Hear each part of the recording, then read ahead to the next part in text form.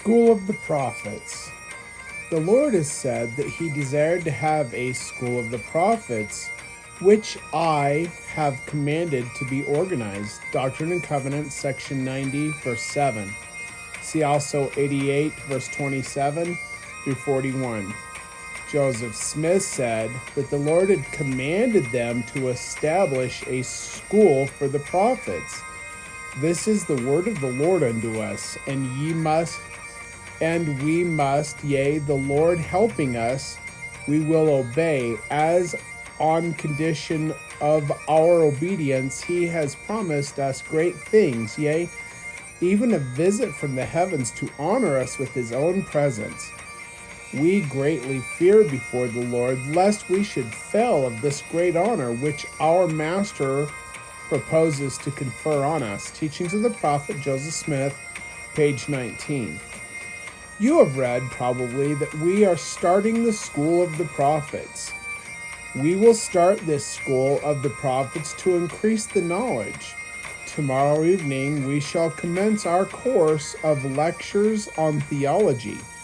To that class, I have invited a few, but not many. I believe I have invited the First Presidency, the 12 apostles, Bishop Hunter and his counselors, the first 7 presidents of the 70s, the presidency of the High Priest's Quorum, the presidencies of the Stakes of Zion, the High Council, the bishops and their counselors, and the City Council. Brigham Young, Journal of Discourses, Volume 12, page 116. The object of the School of the Prophets is to train ourselves until we can receive the order of Enoch in all its fullness, which is the United Order. Brigham Young, Journal of Discourses, Volume 12, page 210. Will this School of the Prophets stop? No, it was commenced in the days of Joseph Smith, and it will not stop. Heber C. Kimball, Journal of Discourses, Volume 12, page 189. We have here our schools of the prophets, in which we are taught how to manage our temporal affairs and how to avoid the snares that exist in this world, whom to deal with and whom to let alone, how to raise stock, how to cultivate our farms, and how to conduct all of the affairs incident to human existence.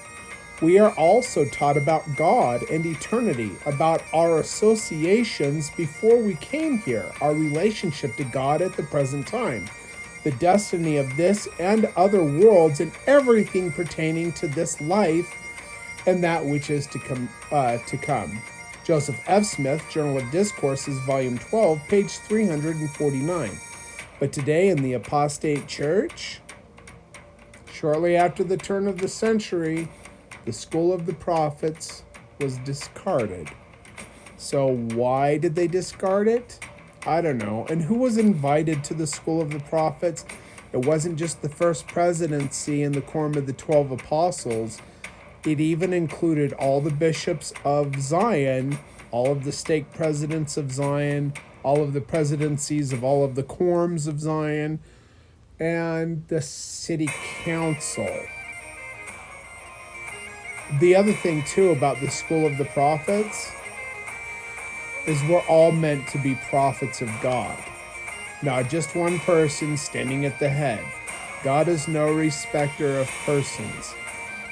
And the fact that they decide to get rid of things that God has commanded, and that others of the early leaders of the church, like Heber C. Kimball said, would never stop. Well, did he lie to us and lead us astray because he said that it wouldn't stop?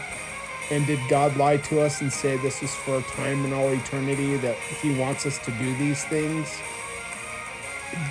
This is just more reason why I say that the LDS Church is in complete and utter apostasy. And also, Jesus said he would have to send one mighty and strong in Doctrine and Covenants, section 85, to set the house of God in order, which implied it would become out of order. Apostasy.